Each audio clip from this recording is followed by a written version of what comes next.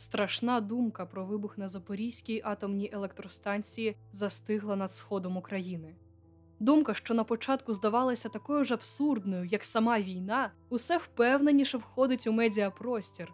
Усе більше нормалізується в розмовах, усе більше цинізму та раціоналізаторства звучить у них. А спекуляції і не думають загасати. Раз у раз спливають новини про швидке переключення станцій в енергосистему РФ, про безсовісне розміщення ворожих військ на території об'єкта, або взагалі про божевільні обстріли ЗАЕС росіянами, які її зайняли. Безсумнівно, військові дії підвищують ймовірність техногенної катастрофи. Недавній підрив Каховської ГЕС – тому приклад. Але чи буде це співрозмірно Чорнобильській аварії – велике питання. Вітаємо усіх поборників нової цивілізації. Ви на каналі Робітничого фронту України, і сьогодні ми спробуємо тверезо та чітко обговорити ситуацію навколо ЗАЕС. Ключовим фактором, що вплинув на зростаюче значення атомної енергетики, стали події 13-14 року з анексією Криму і частини Донбасу від Української держави. Україна втратила газові родовища, теоретично здатні покрити частину потреби ГЕС. До середини 2022 року РФ видобувала 13,5 мільярдів кубічних метрів із Кримського шельфу. З вугільним видобутком справи ще цікавіші. З 1990 до 2013 року вугільний видобуток впав у 2 рази – зі 180 мільйонів тонн до 60. А на момент 19-го він взагалі складав 30 мільйонів – падіння у 6 разів. Справа у тому, що із 148 шахт 102 державні, із яких на підконтрольній Україні території 33 діючі, 2 не працюють та тільки 4 вважаються рентабельними. З початком повномасштабної видобуток впав ще сильніше. На цьому проблеми не закінчуються. Через неможливість імпорту з ДНР-ЛНР залишилися лише економічно невигідні поставки з Європи або суховантажі через Одеські та Миколаївські порти. Знову ж таки, не варто забувати про колосальну зношеність ТЕС, яка вимагає значних фінансових вкладень. На будівництво нових ГЕС та ГАЕС в уряді теж немає грошей, до того ж енергії у відсотках дають вони небагато. На 2016 рік потужність складала близько 6 тисяч МВт, лише 11% від загальної потужності. Зелена енергетика ВС і СЕС виробляють мізерну кількість електроенергії, відповідно 0,6% і 46%. Геть непотужно. Але енергетичні ресурси в Україні є. Багаті родовища урану у майже 109 тисяч тонн за наявності досить великого східного гірничо-збагачувального комбінату роблять атомну галузь найперспективнішою. Українська промисловість здатна забезпечувати власні АЕС ядерним паливом. Але чому ж Україна усе ще не Франція? Варто відзначити одну з найбільших за останній час спільних схем Енергоатому і ДТЕК, за якої державна компанія зазнає мільярдних збитків, а фірма Ахметова отримує ті самі суми фактично з повітря. Провернули це так. Трейдери Енергоатому виставляють електроенергію за явно завищеною ціною, через що 850 тисяч МВт-годин довелося продавати на спотовому ринку. З них близько 300 МВт-годин потрапили на балансуючий ринок, де вже ДТЕК придбав їх за смішні 1 копійку за МВт-годину. У свою чергу, компанія Ахметова встановила ринкову ціну в 3000 гривень за МВт-годину. Наочний приклад націоналізації збитків і приватизації прибутків. Тому для українського бізнесу повернення станції є пріоритетною метою. Надто багато він втрачає. Але тут от яка штука. Іноземний капітал зацікавлений у нашій енергетиці аж ніяк не менше за український. По-перше, Україна була великим експортером електроенергії в країни Євросоюзу. Катастрофічна деіндустріалізація з одного боку боляче вдарила по українській економіці, а з іншого – відкрила широкий простір для фантазії. Різко в країні з'явився величезний надлишок електроенергії, який українські олігархи неодмінно хотіли поскоріш продати за кордон. Україна постачала електроенергію в усі сусідні країни, навіть у Росію. Згодом роль покупця зі Сходу знижувалася під час взаємних розривів відносин, зате збільшувалася роль сусідів західних. Якраз перед війною почався процес приєднання української мережі до ENTSO-E. Тільки з червня по листопад минулого року Україна експортувала електроенергії в Словаччину та Румунію на 4,9 мільярди гривень. В окремі місяці електроенергія займала 5-те місце у загальному експорті країни. Також у контексті обговорення ЗС неможливо не згадати компанію Westinghouse, що доволі непогано обжилася в Україні за останні 10 років. Якщо до відомих подій 13-14 Енергоатом купував паливо майже виключно в російської ТВЛ, то після став обслуговуватися американською корпорацією. Деякі дані покупок ядерного палива за роками можете бачити на екрані. А з початком повномасштабної війни Енергоатом і зовсім відмовився від російського палива на користь Westinghouse. Крім того, планується будівництво заводу з виробництва власних ядерних збірок за технологією американської компанії і зведення 9 нових атомних реакторів на наших АЕС. Як ми бачимо, українська енергетика усе більше йде на орбіту західного капіталу. Самостійністю тут і не пахне. Треба також відзначити прийняття Верховною Радою у лютому 2023 року Закону про корпоратизацію Енергоатому. Цього вимагає МВФ як умова надання нових траншів, а ще це передбачено кредитним договором із Європейським банком реконструкції та розвитку. Хоч неодноразово наголошується на позитивному ефекті перетворень завдяки залученню нових інвестицій, більшій фінансовій гнучкості та зрозумілішій системі для партнерів компанії, на ділі це означатиме поглинання чергової української компанії іноземним капіталом через наглядові ради. Ну і, звичайно, варто чекати погіршення життя для робітників через зростання цін спершу на електроенергію, а потім і на всі товари. Утім, поки що процес корпоратизації не завершено до кінця, тому найцікавіше чекає на нас попереду. Для РФ станція також представляє інтерес. Крім прямої вигоди від захоплення дорогого об'єкта з можливістю включити станцію в енергосистему, це відкриває можливості для будівництва металургійних підприємств на базі дешевої електроенергії. Також близькість до портів Азовського моря зменшить логістичне плече і дозволить використовувати залізну руду Кримського півострову. А ще Росатом отримав технології модернізації реакторів ЗАЕС під паливо Westinghouse. Хоча керівник Енергоатому Петро Котін заявив, що в РФ уже 50 років виробляють подібне паливо, і в них вистачає досвіду для виробництва такої модифікації. Також російська компанія має доступ до різних кіберплюшок, на кшталт продвинутих кодів Westinghouse. Вони потрібні для управління тренажерами та моніторингу і прискорюють процеси моделювання різних ситуацій на станції. Також контроль над ЗАЕС вирішує проблеми з енергетикою у Криму, куди українська влада не постачає аж 2015 року.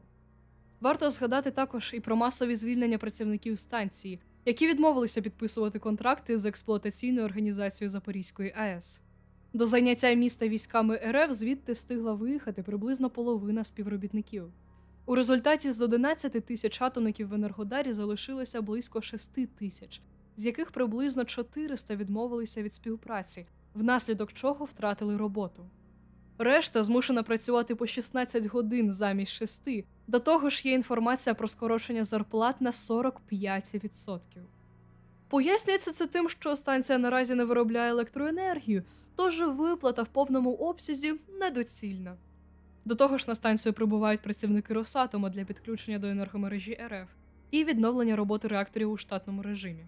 У цій ситуації Енергоатом закликає патріотично налаштованих атомників не виходити на роботу, щоб не співпрацювати з окупантом. Хоча як при цьому підтримувати роботу станції та запобігати аваріям на ній, геть незрозуміло. Ми бачимо, що обидві сторони конфлікту зацікавлені насамперед із комерційного боку.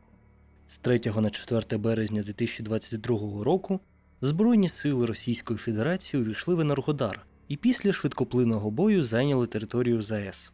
З цього починається історія протистояння за контроль над станцією.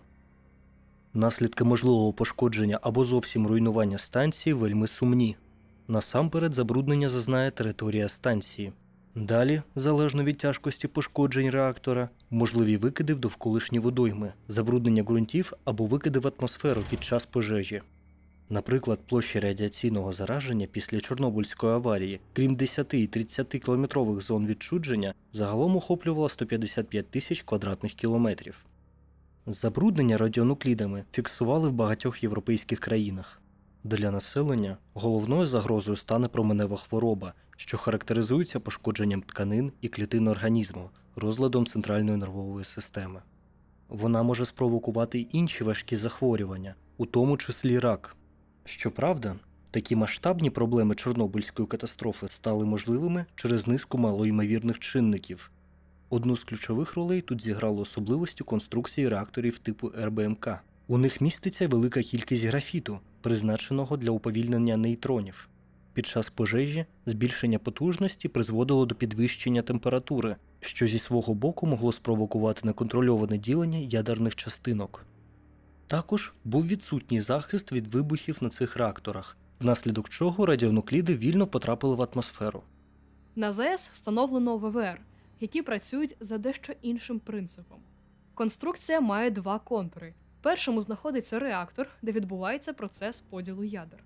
Вода тут виконує функції модератора нейтронів, одночасно з цим передаючи теплову енергію через парогенератор воді з другого контуру. Охолоджувальна вода в першому контурі залишається в рідкому стані за високої температури і тиску. У другому контурі пара приводить у рух турбіну. Генератор перетворює механічну енергію на електричну, а в конденсаторі пара охолоджується для повторного використання. ВВР має багаторівневий захист від аварій. До нього можна зарахувати захисну оболонку, що витримує високий тиск і температуру, систему регулювання реакції, для чого використовуються стрижні збору або кадмію, здатні поглинати нейтрони. Є системи аварійного охолодження, які здатні працювати при втраті електропостачання. Одним із них є фільтри в парогенераторах. Вони являють собою сітку, здатну утримувати радіоактивні частинки і очищати пар на виході. Реакторний блок розташований усередині контейнера, що у разі аварії не дасть змоги радіоактивним частинкам поширитися. До того ж, станція з вересня 2022 року перебуває в неактивному стані, що ще сильніше зменшує кількість потенційного зараження. Навіть варіант розвитку подій, як на Фукусімі, малоймовірний, хоч там і використовували подібні реактори. Причиною катастрофи на японській станції став 9-бальний землетрус, який відключив електрику на станції, що одразу призвело до зупинки реакторів, а подальше цунамі зруйнувало систему охолодження. Унаслідок нагрівання відбулися реакції між паливом і оболонкою паливних елементів, що призвело до виділення великої кількості водню. Неабияк накопичившись, водень вибухнув, зруйнувавши тим самим оболонку реактора і контейнменти. Лише сукупність усіх цих факторів призвела до викиду радіоактивних речовин назовні. На відміну від Фукусіми, на ЗАЕС є більш досконала система захисту. Контейнменти модернізовано згідно з сучасними вимогами безпеки, вони здатні утримувати всередині себе радіоактивні частинки в разі аварії. На Фукусімі використовували активні системи охолодження, які при втраті електрики переставали працювати. ЗАЕС має пасивні системи захисту, які не потребують електропостачання. До того ж, на Запорізькій станції використовуються системи розсіювання водню, призначені для уникнення його накопичення всередині будівель. Сценарій, за якого на території ЗАЕС будуть вестися бойові дії, цілком можливий. За такого розвитку подій наймовірнішими є пошкодження систем охолодження або контейнерів з відходами ядерного палива.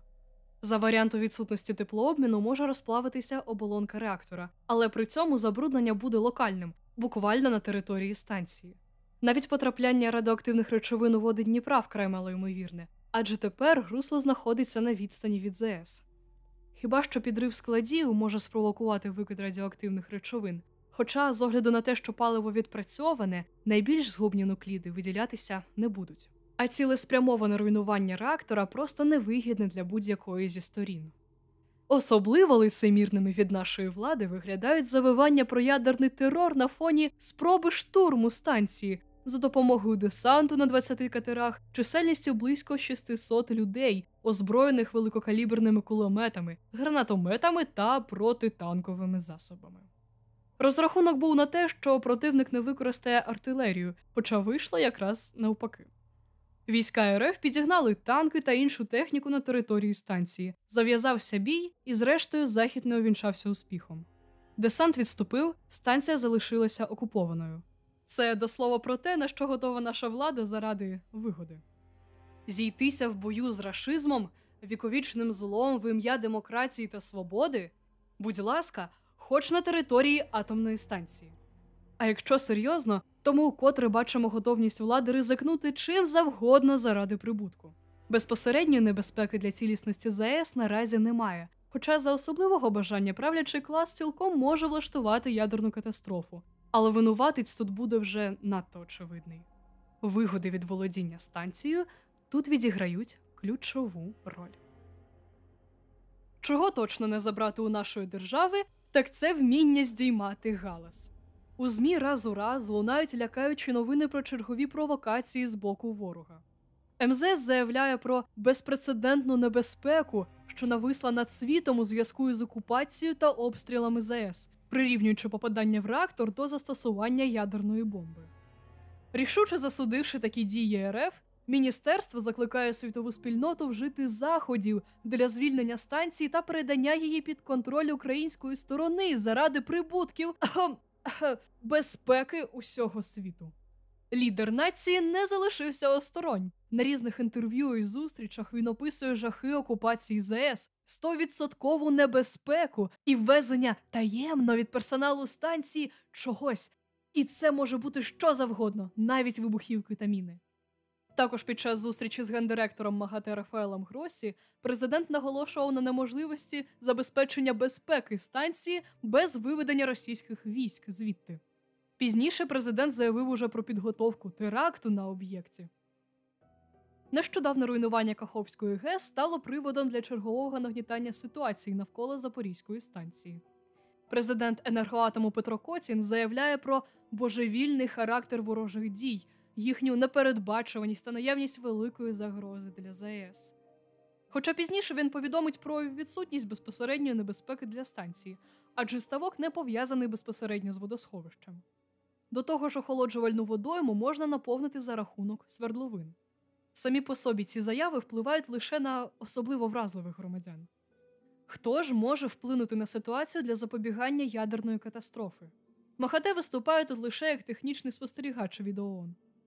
Агентство може хіба що констатувати небезпечні фактори та й висвітлювати ситуацію, висловлюючи крайню стурбованість. Навіть США утримуються від санкцій Росатому через залежність від поставок урану. Утім, якщо Штати налагодять поставки з інших держав, то економічні санкції неодмінно обрушаться на російську компанію. Але поки цього не сталося, і Росатому загрожує лише рішучий осуд з боку цивілізованих країн. А населення укотре перебуває в заручниках у капіталу.